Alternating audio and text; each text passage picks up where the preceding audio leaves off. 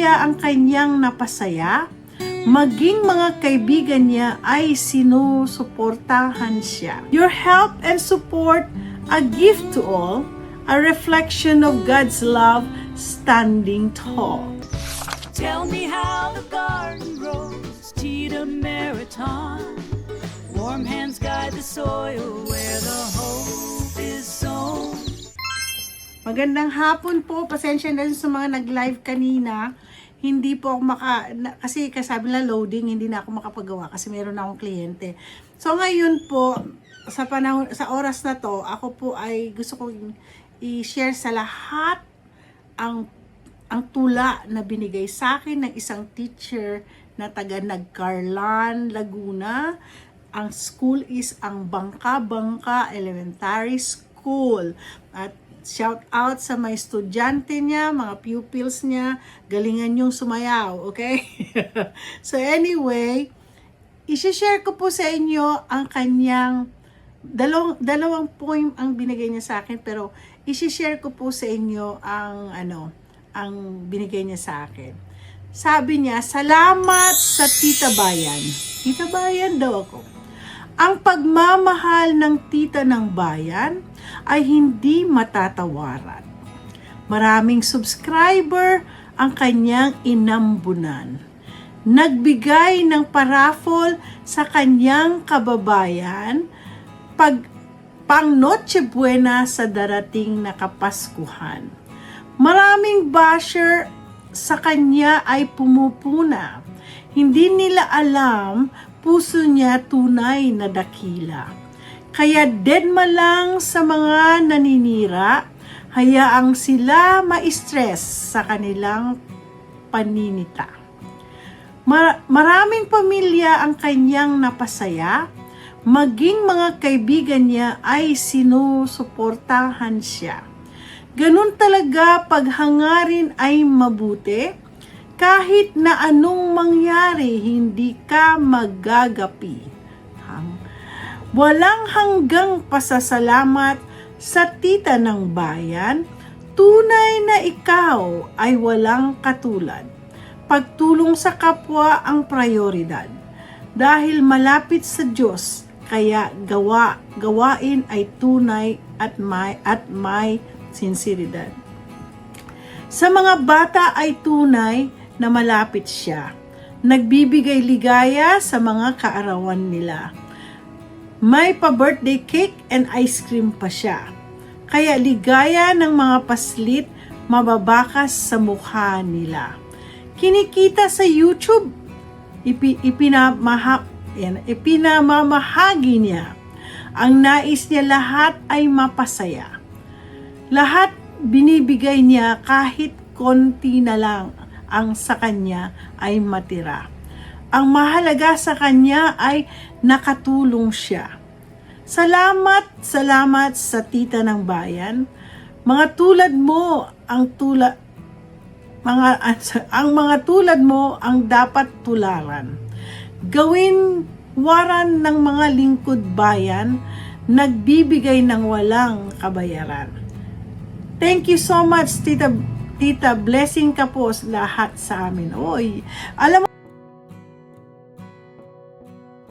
meron pa po siyang ginawa sa akin. Nakakatuwa itong teacher na to. Kaya ako ay sumusuporta sa mga anumang gawain ng mga estudyante niya ngayon. At nakakatuwa din po, naging ano po sila, subscriber, pati mga magulang. Ang tanging ko lang, alam niyo po, iba na po ang gagawin ko ngayon. May mga sulat po akong natatanggap, messages, na kung paano gagawin nila, lalo na mga kabataan ngayon. Alam mo, habang may mga taong tumutulong sa inyo, grab the opportunity while the iron is hot, right? Huwag niyong hayaan na patumpik-tumpik lang, ganon. Ang number one, ang aking advice sa mga kabataan ngayon, lalo na yung mga estudyante ngayon dyan, sa Bangka Elementary School, mag-aral kayong mabuti. Marami pong nagsasabi, paano daw sila maging ako. Sabi ko, alam nyo, simple lang. Mag-aral po kayo. Kasi kung hindi kayo nag-aral at hindi kayo maabilidad, unless maabilidad kayo, para kayong si Bill Gates, na maabilidad ho siya na hindi niya kailangan mag-eskwela at yumaman siya. Pero syempre, tandaan niyo po to, mga bata, hindi ang pagiging mayaman hindi ho madalian. Yan ay pinagpapaguran. So kung gusto ninyong yumaman at gusto niyo maging successful, pagpapaguran nyo. Ngayon bata pa kayo, mag-aral kayo. Huwag kayong tatamad-tamad. Alam niyo, sa totoo lang, nung bata ako, tamad po ako. Kung talagang ako talagang pursige gaya ng mga kapatid ko nag-aral, siguro nasa summa cum laude ako. Pero tamad po ako, huwag niyo po akong gayahin. Pero mabait ang Diyos sa akin. Kahit nagkamali ako nung bata ako, pinatawad po ako ng Panginoon. So, ang Diyos lang ang nagbigay po ng success sa buhay ko. Nag-ano rin naman po ako, naghihirap po ako, dumating ako sa paghihirap na natutunan ko. So, bawat pagsubok na dumating sa buhay nyo, dapat tandaan ninyo, yan ay lesson nyo. So, ngayon, ako po ay tutuloy ko pa ito, hihinto muna ako. Okay, I'm back. Kasi gumawa ako ng kliyente, from time to time, pinapasok ko lang to. So, ngayong araw na to kasi, ako po ay share ko sa inyo mga dula, mga poem na ginawa ng mga subscriber ko na naging kaibigan ko. So, ito, kanina si teacher, si Rosel, sa taga Nagcarlan, siya po yung unang poem. Ang next poem ko ngayon ay si Sister Donna Ravalo sa Copland na taga Quezon. Alam niyo po, nung nakilala ko siya, nag-open up siya sa akin, kung ano nangyari sa buhay niya. Alam mo, sabi ko nga, pwede kong gawing MMK. So, i-share ko po yung kanyang poem sa akin. Pakinggan ho nyo. Sabi niya, ito nung birthday ko to. Ate Mariton, dear sister and friend so true, I'm lucky to know you and I'm grateful too. Your kindness and heart, a shining light, touching lives and spreading joy day and night. Your help and support, a gift to all, a reflection of God's love standing tall. You love us all with a heart so pure, a blessing to us, that's for sure. Everything you do with love and care is by the grace of God beyond compare. You show us the way to love and to give, a true inspiration for all to live. On your special day, I want to say thank you for being you in every way. May God's blessing be with you always, and your heart be filled with love and joy that lasts. Happy birthday, Ate Mariton. May this day be a bright, filled with love, laughter, and moments that light. See, alam mo, this is one of the best gifts sa akin. Alam mo, I love poem. I love when people say something na, not because to make me happy, that will, yung parang, binubola ako or what. No. I just love, kasi isa sa mga frustration ko is maggawa din ng tula. Alam mo, minsan ginagawa ko din yan at nagra-rhyme din. Pero ang galing nitong dalawa, actually nahanap ko pa yung isang tula. So maraming salamat po sa inyong lahat, aking mga subscriber na all the more, hanggang ngayon naging loyal sa akin. Alam niyo po, itong February is the start of my vlogging. So, this is already my 1-year anniversary. So, maraming salamat po sa mga naging loyal sa akin. Marami din pong mga hindi naging loyal. Joke. Okay lang naman. You know, hindi niyo mapipilit ang tao kung nagustuhin kayo. Ang sa akin kasi ang philosophy ko sa buhay, kung ayaw nyo sa akin, okay lang. You know, hindi po mababawasan ang aking integridad ay hindi mabawasan, ang aking pagkatao kapag may taong galit sa akin or what.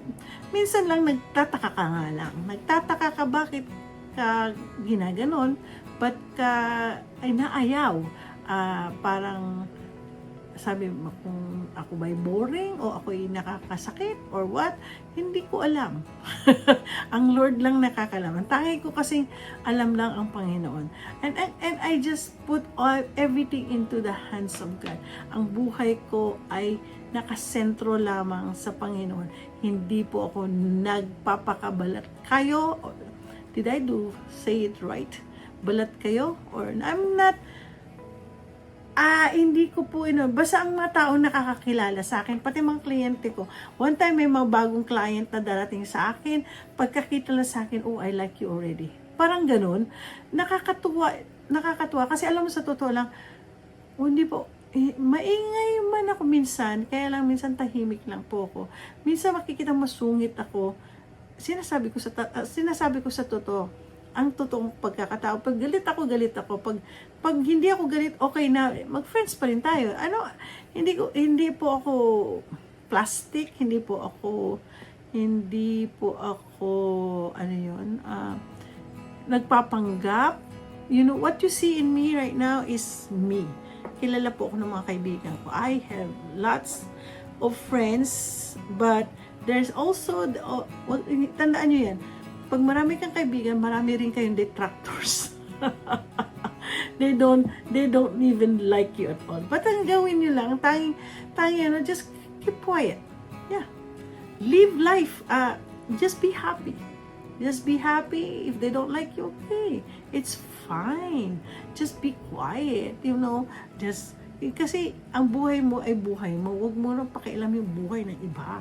O, diba? So, maraming salamat kay Rosel at saka kay Sister Donna na isa kong at saka isa po ang magbago ko ngayong ang bago kong style ngayon. Meron po kayo next week or next meron po akong letter na babasahin para akong si Tita Helen si Ma'am Charo. Hindi naman. Yung magbibigay lang ng advice. Marami ako ngayong kabataan ngayon na subscriber, and I really have to be careful because there are kids here that the kids has to learn something from me. Hindi yung bastos, hindi po yung hindi po. Pinalaki po kaming disente. So anyway, thank you very much for listening to me. Thank you very much. Kung gusto niyo magbigay ng poems, kayo ang bida sa akin channel. Hindi po ako. Of course, number 1 bida ang Panginoon. Sumunod na kayo. So anyway, thank you very much. Don't forget to like and subscribe.